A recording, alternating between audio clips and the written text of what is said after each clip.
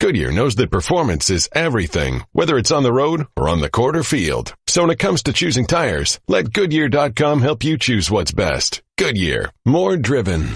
And now, Jalen and Jacoby on ESPN Radio. When I pop the trunk, head to death. Y'all pop the trunk, I pop the hood. Now act stupid, I'll pop the trunk.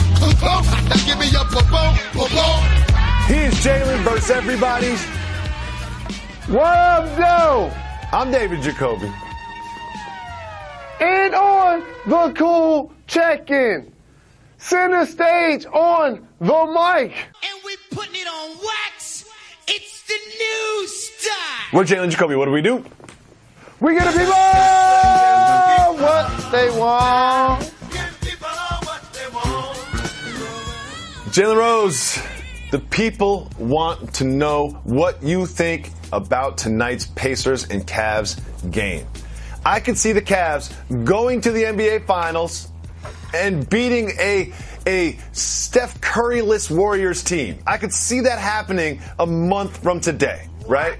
I could also see the Cavs losing the next 2 games and being bounced in the first round and us talking about where LeBron James is going to play next year for the next month. I could see it going both directions about equally, which is something that rarely happens in sports. And a micro question is, what do you see happening in this Game 5? Macro question is, which one of those paths for the Cavs do you think is more likely? The first one is more likely. I anticipate when they go back home, LeBron James is going to continue to be dominant. They're going to get a spirited effort offensively from Kevin Love. I've seen flashes of him grabbing boards, making a play here or there. I think he's going to have a signature game in game number 5. Also, their role players will have to play a lot better. They were without George Hill dealing with a back injury in the previous game. I don't know if he's going to play. But Jordan Clarkson, J.R. Smith, who made a 60-foot jump shot that was awesome in the previous game. I think those guys play a lot better. This is why the Cavs take Game 5.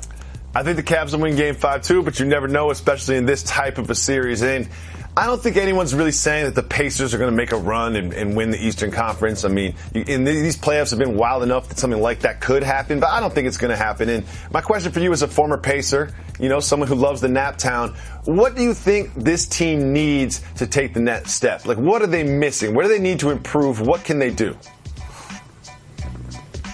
Progress.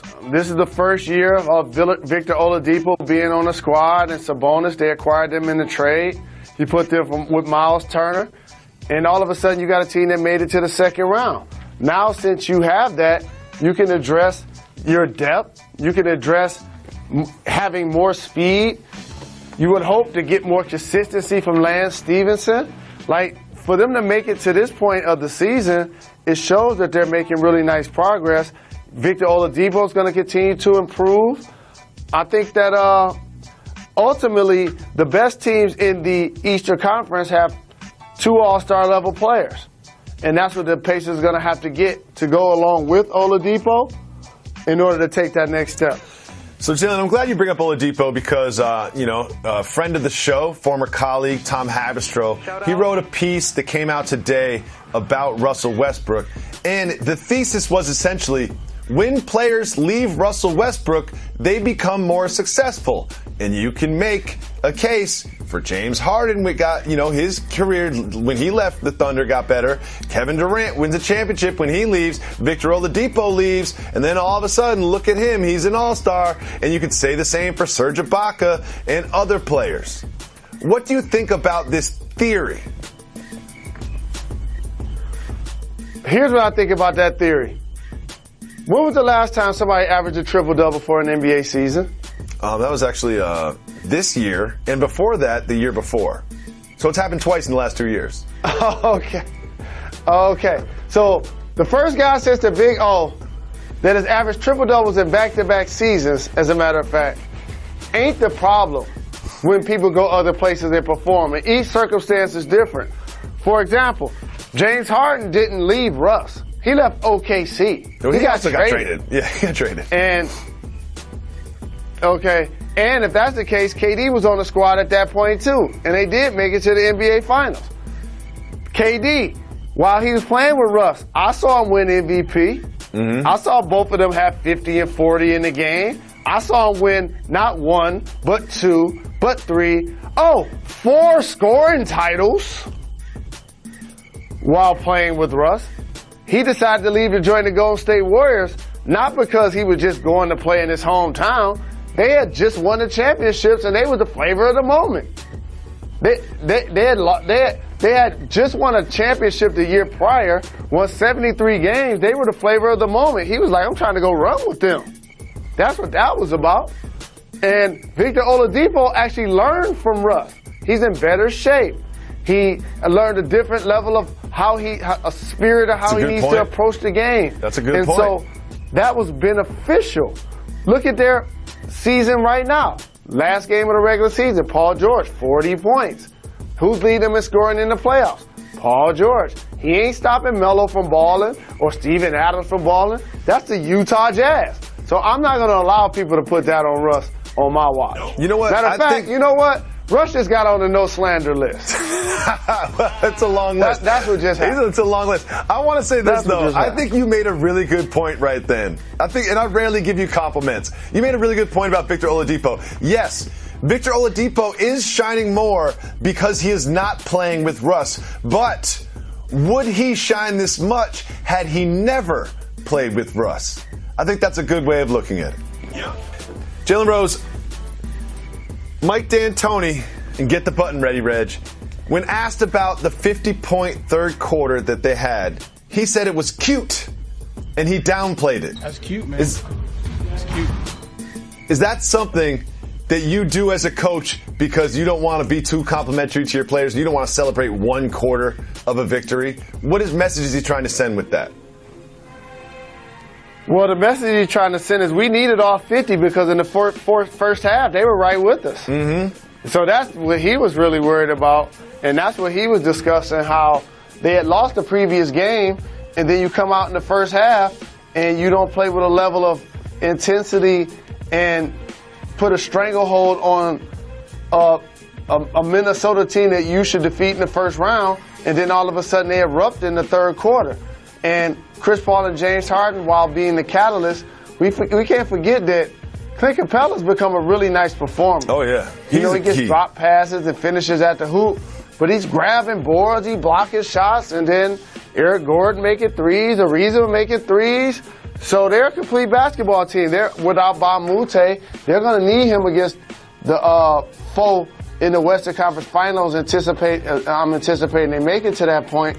And because at that point in the season, you need all of your performers to be ready to go if you're going to beat the best. Yeah. Do you think that the Houston Rockets are pleased with the results in the Jazz Thunder series thus far? Nah, I think they'd much rather play the Thunder. I'm thinking the same thing after watching these first 4 games. Like, I think if you asked them before the series started, they might say, I'd rather face the Jazz. But when you watch the series, they'd be like, ooh, well, I don't know. They look very organized. They play great defense. I don't know if Rudy Gobert, I don't know if I'm going to want to see him when I drive the lane. And look at it like this. What's the best attribute of the Houston Rockets? The best attribute of the Houston Rockets is a 3-point shot. Yep. What's the best attribute of the Utah Jazz? Defending the 3-point shot. Yep.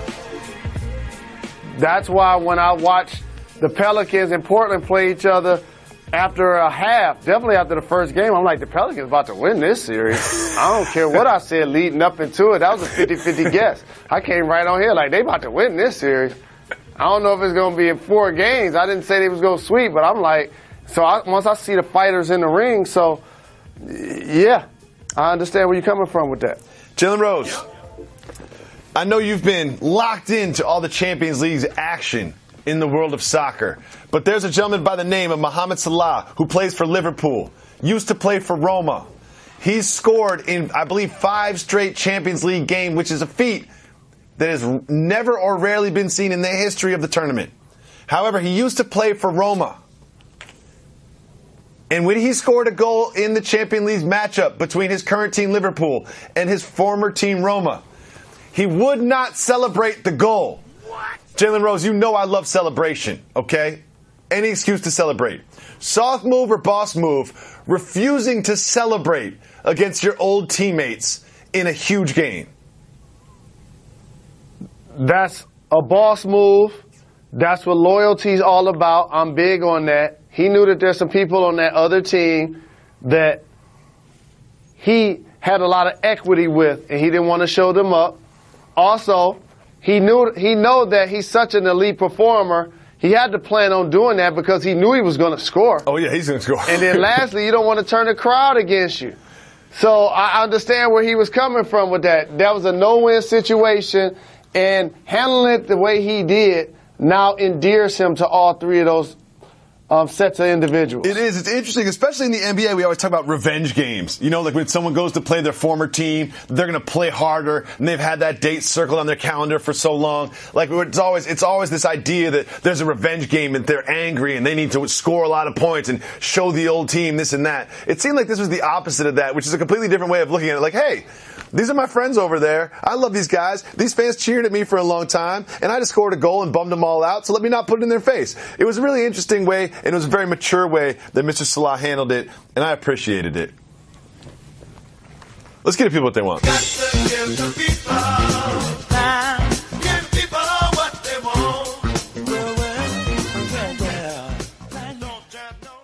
Hard to believe that baseball season is here. As fans, we demand a lot from our teams, and a new season means not only hope that our teams will do us proud, but a renewed drive and commitment by players and coaches to start strong and finish strong. Goodyear strives to make tires that do the same, to go further, faster, and longer. They're inspired by those who put in the work and effort needed to succeed. So if you demand superior performances from your team, why not do the same for your tires? When it comes to choosing tires, choose right at Goodyear.com.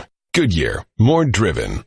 Philadelphia 76ers had an opportunity to close out the Heat last night, and once you saw Meek Mill ring the bell at the beginning of the game, you knew that is exactly what was going to happen. Jalen Rose, with Embiid back, with Simmons cooking, and with Meek Mill courtside, do you think the Sixers are poised for a deep playoff run? They are poised for a deep playoff run. Once the brackets came out and the Boston Celtics were dealing with injuries to Kyrie Irving and Gordon Hayward, I felt that the Philadelphia 76ers had what it took to make it to the finals. Now that I see the Cleveland Cavaliers struggle to get anybody not named LeBron James involved, they looking eye to eye. Now, am I going to be the guy that picks LeBron to lose to Ben Simmons and Joel Embiid? I'm not going to do that. However, I wouldn't be surprised if it happens. But the great thing I love about the playoffs is the progress of it. You remember the difference between games 1 and 2 when the Philadelphia 76ers played the Heat, how dramatically those games were different and the outcomes were as such. So teams change as the playoffs progress, but Philadelphia today, for whatever it's worth, and you don't get crowned, look like the best team in the conference. They did. They absolutely did. I think with their young core and their just like fun-loving spirit and Joel Embiid's Twitter feed, they're kind of a likable team. And if you were on the fence about liking this team, Brett Brown, after the game, will change that for you. Congrats on your first career playoff victory. Playoff series victory, man. They were just having so much fun. Before that, Brett Brown had some emotional words for the team. Are you on board with the 76ers and Brett Brown at the helm? Congratulations to the Sixers and Brett Brown for advancing in the playoffs. I have to point out something in that video that I want everybody to pay attention to. And this is the person that I hate in a scrum. Okay. The person that came in late and pushed him with 2 hands. Why is that? Like, that part is unnecessary. Why is that? That's a guy that's mad about his minutes. I guarantee you, if we really found out who that was. Play the video again. That's somebody that he gets on really often. Play the video again. So I'm not going to lie to the people, right? I mean, part of this podcast is building a relationship with our listeners. You guys know me by now. You know Jalen so well. You're part of our family, especially if you listen every single day. You know everything about me, and I'm not going to lie. I'm wearing Allbirds right now. Right now, as I read this, as I say this to you, I am wearing Allbirds. They're nice. They're like a heather gray. I've got on my heather gray Grantland t-shirt. It's a nice, easy way to mix. And Allbirds, I was walking through the hall. Again, this is not a lie. I was walking through the hall on my way to the studio, and I thought to myself, something feels different. And I looked down at the Allbirds, and I was like, that's the difference. I've got clunky, flat feet The Allbirds make me feel cozy. They make me feel light. It's just, as you get older, you become a lot more aware of how clothes make you feel. And Allbirds just don't feel good. They look good. They're not loud. You know, I'm 40 years old. I don't need the neon green swooshes next to the brown toe box, next to the purple tongue. I don't wear those. Younger people wear those. I like a simple, elegant design with no flashy logos. I like Allbirds. And I've been seeing a lot more Allbirds in the wild. Allbirds in the wild is a real thing. I thought that potentially Allbirds were regional when I went up to Northern California and saw so many Allbirds in the wild. And then I went to New York City. Allbirds in the wild. Allbirds are taking over. Get on the Allbirds wave. Get yourself some tree runners. They're shoes made from trees. Happy trees, happy feet. Not just trees. They're made from ethically sourced, FSC certified eucalyptus tree fibers. I do not know how to make shoes from trees, but I know how to wear shoes from trees. I know they look good. I know they feel good. Get on the Allbirds wave. Go to allbirds.com. Find your perfect pair of light, breezy, comfy shoes made from trees. Happy trees, happy feet. The tree runner from Allbirds. Jalen Rose, Condoleezza Rice, and some of her homies got together and they decided that they were going to fix college basketball. The results were a 60-page report that I'm probably not going to read, but I will read all of the summaries of it, and I will listen to Condoleezza Rice talk about the one-and-done rule. We must separate the college track from the professional track by ending one and done. We call on the NBA and the NBPA, who exclusively have power here, to once again make 18-year-olds eligible for the NBA draft so that high school players who are drafted may proceed directly to the NBA. Jalen Rose, she also suggested harsher penalties for coaches that violate rules. The agents have access to players in college and high school, and some other things as well. We heard you discuss this on Get Up, as we watch Get Up every single day. Great program.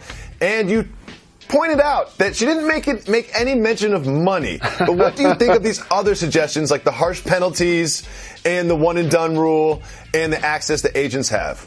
First and foremost, I'm a huge fan of hers, and I'm glad she's taking the time and energy and her sweat equity to try to influence the issue that relates itself to collegiate basketball and its relationship with the NBA, its players, and the NCAA. Secondly, a lot of the things that I saw that were recommendations seems like they're going to happen, which is positive, that the one-and-done rule will end, that the penalties will be stiffer after recent allegations have come down on multiple programs and shoe companies. It seems like that was inevitable. To put players in position where they can be in contact with agents, that is basically happening anyway, so you might as well allow it to happen, sort of like gambling. And lastly, to allow players that enter the draft, if they don't like where they're selected, to allow them to go to college. That just seems normal. But what seems abnormal to me is the indentured servitude that takes place between the NCAA colleges and its players.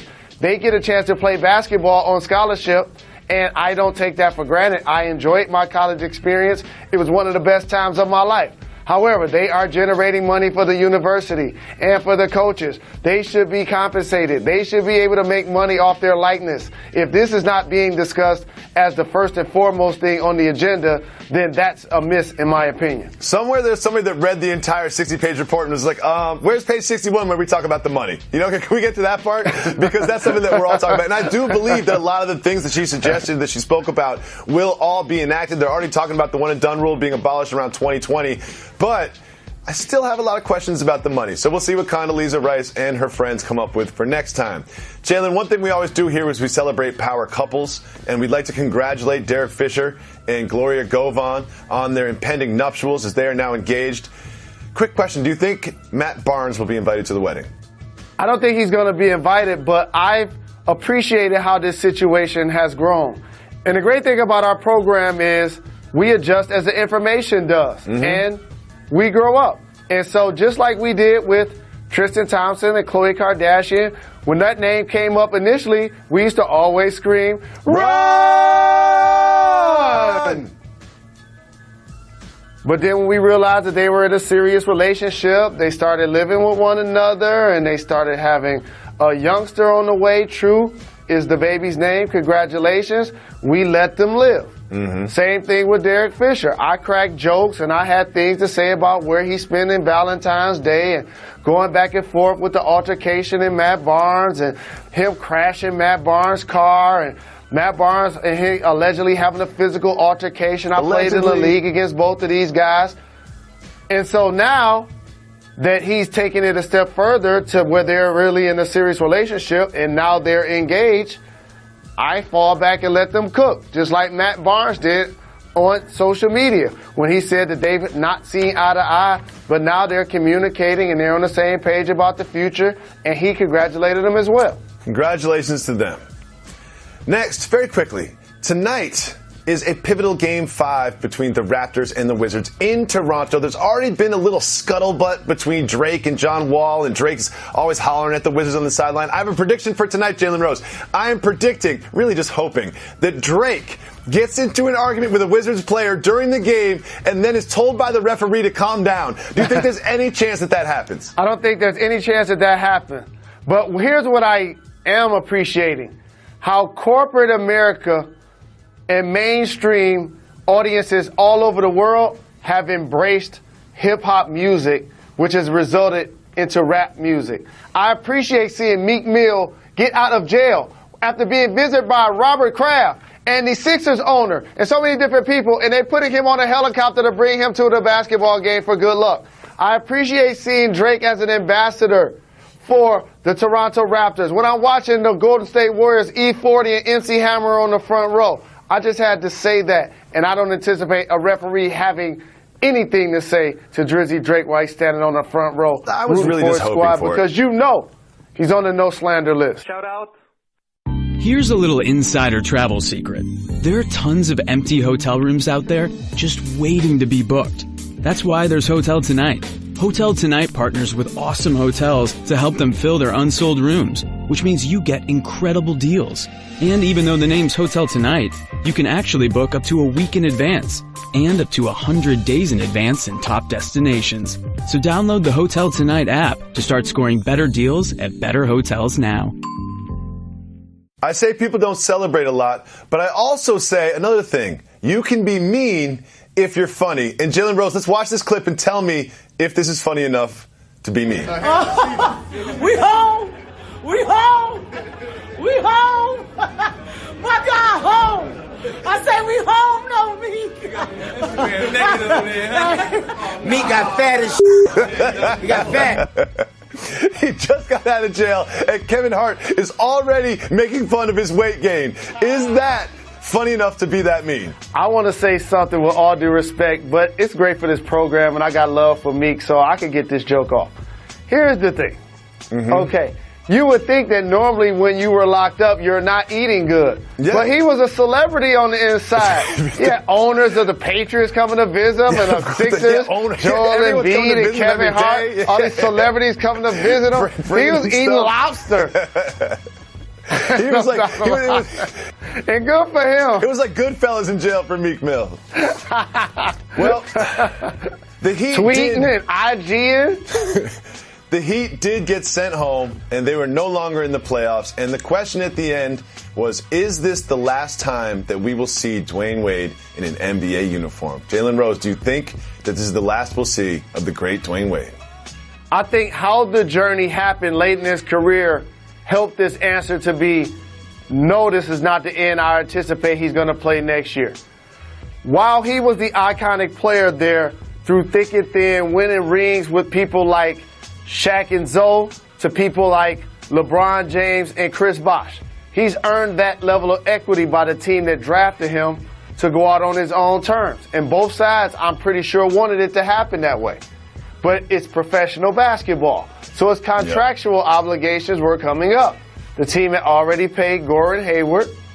And so they were trying to decide about the future. And they paid one Hassan Whiteside a lot of money. He didn't show up in this series, and that's another series for subject for another day. Dwayne Wade would not have been a role player mentally on that team.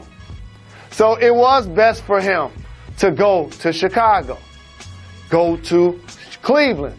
A, you see the grass isn't always greener, but also B, it kind of gives the relationship from both sides a chance to heal. So now you can go back to Miami as a reserve, play a role, get in the game when the team needs you. They understand your limitations at this point of your career. And now it works. So I wouldn't be surprised that if he not only came back next year, but he plays 2 more seasons with the Heat. Jalen Rose. Also last night, the Celtics won a decisive Game 5 against the Bucks, holding the Bucks to just 36% shooting, playing some great defense. Do you think the Celtics can use this momentum to close out the series in Milwaukee in Game 6? The way the series has gone so far, you're relying on a lot of unproven playoff performers that seem to not be able to perform on the road. So for the Milwaukee Bucks, they look like a different basketball team. Yep. In particular, Jabari Parker, Thon Maker, Malcolm Brogdon in the previous game made a big 3 in the right corner. Then all of a sudden you go to Boston, not only are those guys not producing at that level, but Greek Freak wasn't necessarily being confident. He only had 10 shot attempts. And the Celtics role players was in reverse. We're playing Marcus well. Smart. We saw a Rozier sighting. You get Marcus Smart back in the lineup. Jason Tatum and Jaylen Brown are always productive and play hard. Al Horford gets overlooked in that dynamic. They did get away with a shot clock violation late in the game, but the Boston Celtics took care of business on their home floor. I mean, that shot clock violation was bad, and I was watching it, and I thought it was so obvious. I was shocked that the refs minute it. But at the same time, like, I think that everyone could point to that, especially if you're a Bucks fan. But they didn't score on that possession. It really just cost them about 15 seconds of game time, and they were down 5 anyway. So I don't feel like that was as decisive as some of the media is making it sound. But, Jalen, one quick question for you. Now that the Sixers have advanced, when they are watching this series, what team do you think the Sixers are rooting for to face in the next round? Oh, they rooting for the worst case scenario. A team that can't really shoot from long range. That's Milwaukee. And yeah, you have to deal with the Greek Freak, but your best players are 6'9" and above in Joel Embiid and Ben Simmons. So you hope you can find a way to contend with them. But imagine watching, and this would be an interesting sight to see, 2 of the more talented players in the game, Ben Simmons and Greek Freak, both going at one another, while neither one of them primarily shoot threes. Like, it's an afterthought in their game. Absolutely. And that's what's going to be fascinating if those 2 guys got a chance to go against one another. But don't count out the Boston Celtics in advance. I think that's who the Sixers ultimately end up playing. As do I. So now you guys know my opinion about live music. I don't love live music, but don't get it twisted. I love live events. I like buying tickets to live events, attending live events, being in the crowd, feeling the energy. And I've got young kids. And I got to take my young kids to live events. We want to go see Paw Patrol Live, which is coming right here to Los Angeles. Chase, Rocky, Zuma, Rubble. I've been to Paw Patrol Live before. It's dope. And when I want to get tickets to Paw Patrol, I use the SeatGeek app, just like you should. Because buying tickets can be complicated and confusing. You don't know if you're getting a good deal. All of that goes away with SeatGeek. Because what SeatGeek does is they find you the best seats at the best prices, and they're all fully guaranteed. There's nothing quite like experiencing something like Paw Patrol Live. You can experience it in person, and SeatGeek gets you closer to the action. I've got the app on my phone, and you can get any ticket with just a few quick taps. True story, yesterday, we're driving by the Staples Center. My son says, "Can we go to a basketball game?" Unfortunately, I didn't want to explain to him that the Clippers and the Lakers are whack and they didn't make the playoffs. So I said, no, we can't go to a basketball game, but we can go to a baseball game. I happen to live by Dodger Stadium. I'm going to go to the SeatGeek app, get those tickets, give him that experience. And when I go and buy those tickets, I'm going to feel confident that I'm getting a good deal. Because SeatGeek saves you time and money. They search multiple ticket sites to compare the prices to find you the best deals.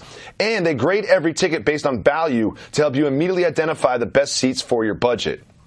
Now, if you want to have a similar experience, whatever the equivalent is of Paw Patrol Live and that baseball game are to you, you want to get out of the house, take your friends, take your significant other, take your children somewhere, have a memorable evening, go to SeatGeek, and guess what? You can get $20 off your first SeatGeek purchase. Download the SeatGeek app to your phone. Enter the promo code Jacoby, Jacoby, today. That's promo code Jacoby, and you will get $20 off your first SeatGeek purchase. I'll be at Paw Patrol. I'll be at the Dodgers game. Where are you going to be with your SeatGeek app? as we all expected, the Warriors closed out the Spurs last night in Oakland. They will now move on to face the Pelicans in the second round. Jalen, what do you see from the second round matchup between the Pels and the Warriors? I see a long, compelling series, and it's going to start in the backcourt. Assuming Steph Curry returns, I think Klay Thompson versus Drew Holiday, Steph versus Rondo, those are intriguing matchups. Mirotic has played well up front, shooting threes and giving them versatility for the Pels. Going against Kevin Durant, who seemed to find this game, in particular in the fourth quarter, to close out the San Antonio Spurs. Draymond Green playing big, getting points, getting boards, playmaking, seeming to be emotionally and psychologically engaged. This seems like to be a player that plays much different in the postseason. And so with Anthony Davis on the other side, who nobody's put up bigger numbers than he has amongst the league leaders in points and rebounds and blocks, has elevated himself into best player in the game conversations. That's going to be a phenomenal series. Can't wait to watch it. I mean, I don't know about best player in the game conversations for AD, but I do know this. Steve Kerr said that Steph Curry won't be playing anytime soon. I'm saying that's not true. I am saying that on Saturday, Steph Curry will play restricted minutes in Game 1 against the Pelicans. Do you agree with me? Do you think he'll be on the floor in Game 1? True. I think so, too. I think this whole, he won't play anytime soon thing was just all game. We know what's going to happen. We know Steph's going to come back for Game 1. Once you see him out there pregame on the floor doing drills, he's not preparing to practice. No. Or he would be doing it in the practice gym. He's preparing to play, and he's doing it at the game time of the evening to warm and train his body up to be able to perform. So I'm excited to see him return. These playoffs are unfortunate in a lot of ways that so many talented people aren't able to perform due to injuries. Gordon Hayward, Boogie Cousins, Kawhi Leonard come to mind right off top. Well, I'm excited to see Steph return. I want to talk to you about Kawhi Leonard specifically. And whether or not he's injured is a debate, I suppose. However, high on the priority list in the offseason for the Spurs is a meeting between the Spurs and Kawhi Leonard. I have so many questions for you about this. I'm going to ask them all at once. Who calls the meeting? Who attends the meeting? Where is the meeting? What gets said at the meeting? And what do you think will come out of the meeting? A few things. Number one, the team calls the meeting because he's still under contract. Number two, if I'm him, guess who comes to the meeting with me? My group. No. And not only the group, literally, but, oh, man, anybody that I might have ever introduced myself into about business is going to be there. I have 75. It's going to be an entourage. It ain't going to be a group. But in all honesty, I have profound respect for the San Antonio Spurs. I hate to see Pop deal with this tragic loss to his wife at this point, or any point for that matter. And so they're going into this offseason with heavy hearts. And as a franchise, when you're dealing with this scenario where Kawhi Leonard hasn't been performing for whatever reasons, only playing in 9 games and getting eliminated in the first round, back-to-back seasons, this is not what the Spurs signed up for. No. And so I think the meeting, in a lot of ways, is going to be, are you committed to be here? If so, we want to give you $200+ million to play basketball. If you are unsure, when will you be sure? Because we need to move on with the future. And so it's going to be something that happens soon, and I can't wait to get the details of it. Well, I look forward to that. And lower on that priority list for the Spurs is the return of Manu Ginobili and Tony Parker, legends in Spurs uniforms. Jalen Rose, do you think we've seen the last of those two wearing the black and gray? Same with Dwayne Wade. The way Wade played in Game 1 and showed how he can still perform off the bench in a limited role, Manu Ginobili's been doing that for a really long time. And how he was able to lift himself in the fourth quarter when the Spurs got their lone win in this series is reason enough for him to come back. So I anticipate he comes back. Now, Tony Parker, if they can move him, he's gone.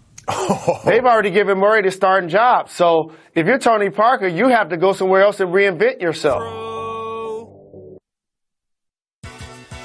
As we do every single Wednesday, we are celebrating the more responsible, the more intelligent, the more successful, and the overall superior gender of our species, the women, and taking only female voicemails. Ladies, thank you so much for calling. Don't forget, if you call 985-80-JALEN, you can leave us a voicemail. We'll play it on the show just like this. What's up, Jalen and Jacoby? This is Harley from Mississippi. Shout out to Reg. I know that's how you get on the show. So, me and my boyfriend have gotten into a discussion, and we want to know if RSVPing to a wedding is cultural or not. I've never had to RSVP to a wedding, and everything was fine for me. But he says if you don't RSVP to a wedding, you don't get food or you don't get a seat. So we just want to know if it's cultural or not, what y'all think. So have a good day. Bye, y'all. All right, Jalen, you've attended a ton of weddings. I've been in one and will only be in one. But I will say this. You got to RSVP to a wedding. I don't know what culture where it's just an open door policy at the wedding. Unless you're Jerry Rice, we covered that story. You ain't coming to the wedding. You ain't coming to the wedding unless you RSVP'd. You know, because